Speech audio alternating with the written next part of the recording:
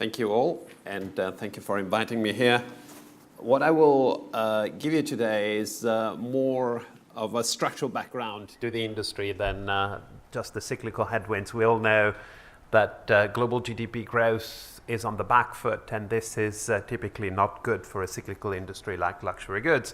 The point we want to make here is that there's also a structural challenge for luxury goods companies, and that comes primarily from the growth formula that was used and has been so successful for many years, today being challenged. This is our analysis of what has been driving growth for luxury goods in the most recent years. And you see that the most important drivers are space, which is retail network expansion on the one hand, and like-for-like, which was largely price increases. Now, the bad news is that when we look at gross margin, and this is the history of gross margins in the past 15 years, you see that in the most recent 4 to 5 years, gross margin has continued to expand, which goes hand in hand with the idea that price inflation has been quite substantial. There's a point at which this becomes an issue, and I think it does become an issue in the face of significant deflationary forces. Well, first of all, when you look at emerging markets development and when you look at China in particular, most of the growth in luxury goods revenues today is coming from the middle-class consumers. The middle-class consumers, in comparison to the early adopters in China, have much less discretionary spend power, and therefore price levels to them are much more relevant. The other point I want to highlight here is that we are in front of unprecedented levels of price transparency. The internet and the fact that most of the luxury goods companies have decided that digital is priority is getting price transparency to levels that have been unprecedented in the past. So if you could live with price caps of 35, 40, 50% in the past, this is becoming very difficult to sustain, especially as you have the Chinese government very eager to repatriate some of that spend in order to increase tax revenues in China, and not wanting to play ball with parallel importers anymore and using controls at the border to try and force European luxury goods companies to reduce prices in China. So all in all, I would say the outlook for price inflation in the short term is not very good. The other point which we need to take into account is that retail network expansion has been a phenomenal driver, and we see today that luxury goods companies rely 75% on their directly operated stores to, on average, generate revenues. But when we look at our proprietary database of luxury goods stores worldwide, we see that already between 2013 and 2015, although the headline number, which you see at the bottom of compound annual growth rate of 4%, looks pretty healthy, the bulk of the growth in retail network expansion, if you look at the last column on the right-hand side, has been brought about by a handful of brands. If you take out Michael Kors and Tory Burch, you have 75% of that 4% going, i.e. 3 percentage points. So you could argue that retail network expansion hasn't already been quite a significant growth driver as it has been in the past. And to be frank, opening stores at a time when luxury growth is subdued is not such a good idea. What we show here is if we accept the idea that luxury goods companies have de facto become retailers and 75% of their revenues depend on directly operated stores, how do retailers work? Well, retailers work in a relatively simple manner. Invested capital in a retailer is typically absorbed by retail network expansion. You open stores, you invest capital. And return on invested capital is a direct consequence of sales per square foot. So if you open more space at a time that the market is not growing, what you obtain is sales per square foot decline, hence return on invested capital dilution, which is exactly what happened in the most recent 2 and 3 years. If I showed you 2015, the picture would be the same, if not worse. The companies that have grown their retail networks the most, you see Prada, you see Swatch, are those that diluted their return on invested capital the most. And this is very important for luxury goods companies, for companies in general, and especially it's very important for investors because changes in return on invested capital correlate with total shareholder returns, which means share price appreciation and dividend. So the more you dilute your return on invested capital, the more your share price plummets in the stock market, which is the case of Prada, for example, which saw a share price decline of about 2/3 in the most recent 3 years. Why is all this happening? Well, I think it's all happening because we are past the peak of the most significant nationality wave benefiting the luxury goods industry in its whole history, and that is the Chinese nationals coming to the market. If you look at the 10-year growth rate, you see that the headline number is 6% per year. If you look at the 5-year growth rate, it's 8%. The most recent 5 years is 8%. But if you strip off the contribution by Chinese consumers, you end up with a relatively more muted 2% growth rate for the past 10 years. So what we're saying is very simple. For a long time, the growth equation was more stores in China and higher prices to Chinese consumers. What we're saying now, well, we need to go back to basics and go back to the drawing board in order to find different ways and different drivers to drive growth. It's going to be very important to maintain higher and tighter capital efficiency in a slower growth market. It's going to be very important to work on the basics of why luxury brands are there in the first place, which is brand desirability. The market has become more difficult and more fickle, and it's not surprising because when you think about product innovation, for example, if you have an army of new customers coming into the market every year, it's relatively easy to be successful because you would sell them the blockbusters of last year and 2 years ago, and these people would see that as new. If you're selling to the same customers because the market is not growing as fast, then you need to innovate much faster. So the pace of innovation in the industry has to go up if brands want to stay relevant with consumers, and we have a number of examples of recent successful brands finding a very rough patch because they didn't innovate enough. Then the other very important point here is making the most of the growth pockets you do have available. And there's one which is particularly important, on which I wanted to touch upon today, which is the digital opportunity.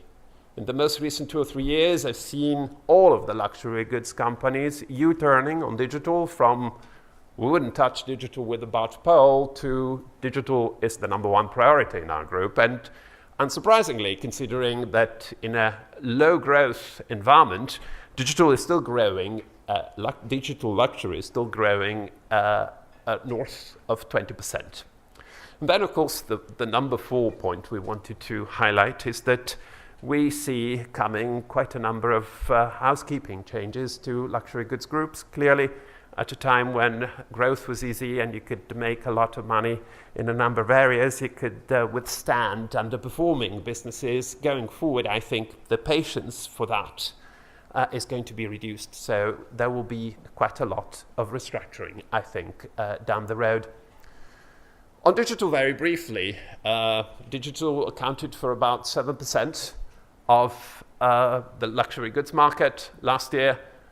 It's on track to grow quite significantly and to become, in our estimates, somewhere around 15 to 20% in 2020. Let's say that on a prudent estimate, we could say 15%, so double as much, roughly, in 2020.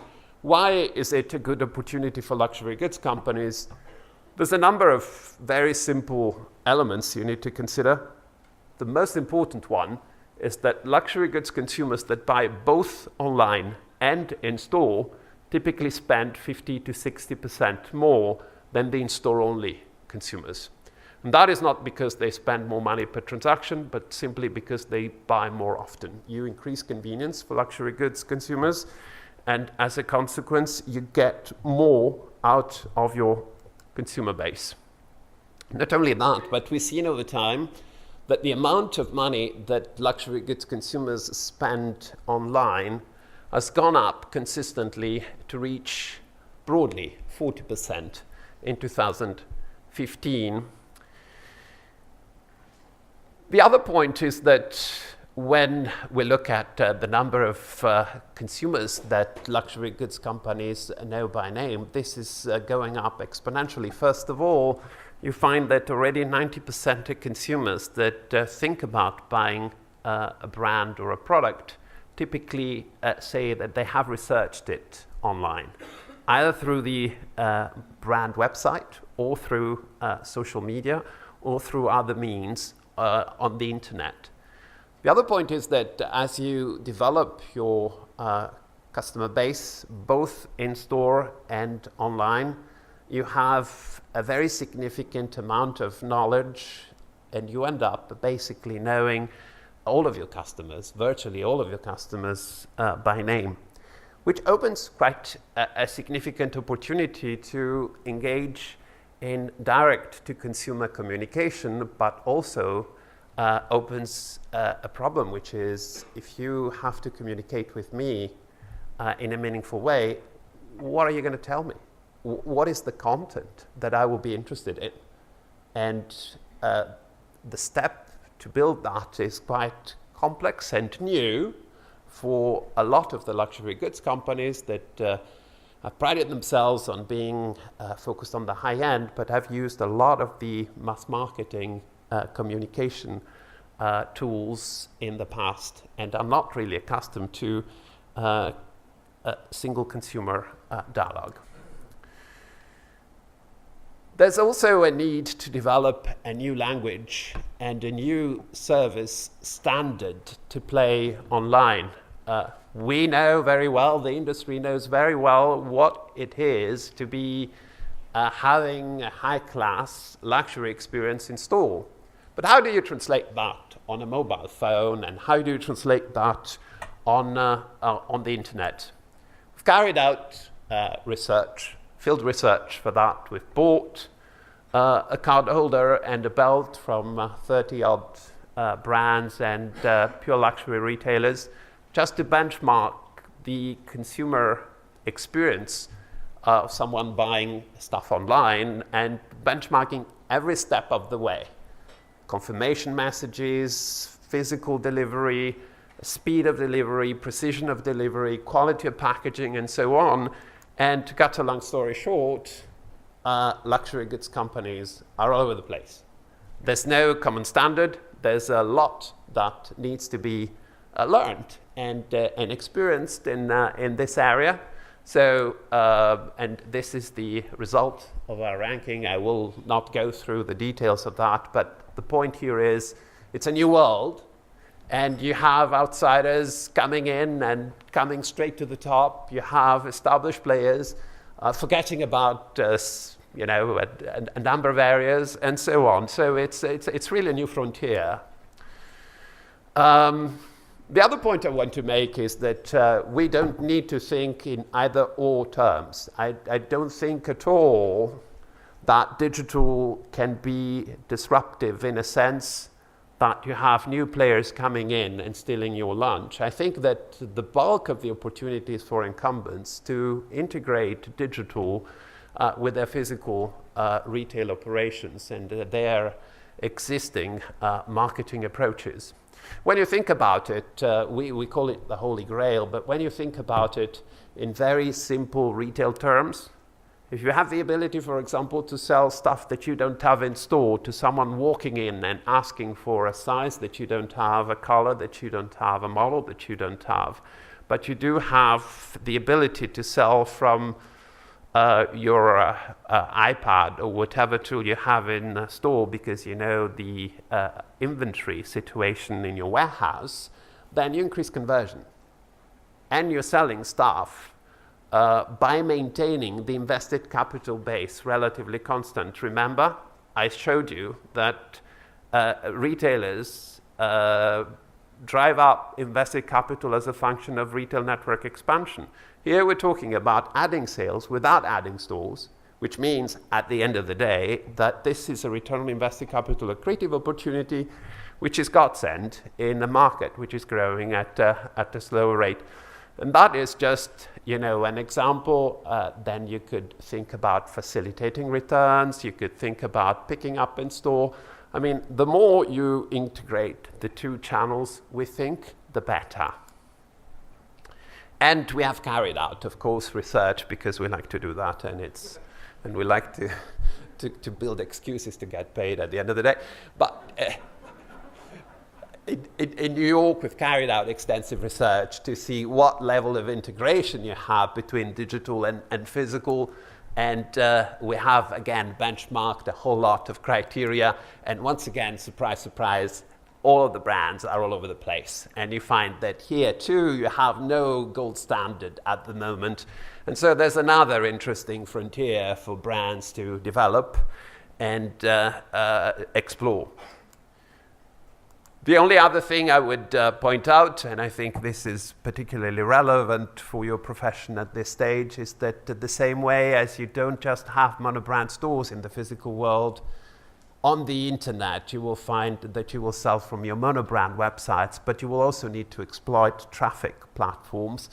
And there's going to be another big chapter to be written there on how the major traffic platforms shape up in order to serve the luxury goods industry. Luxury retail is all about price discipline and neighbors, I like to say.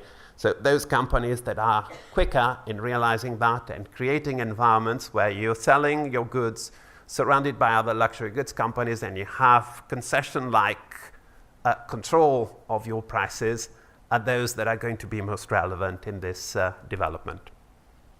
That is all for me. Thank you. Thank you very much.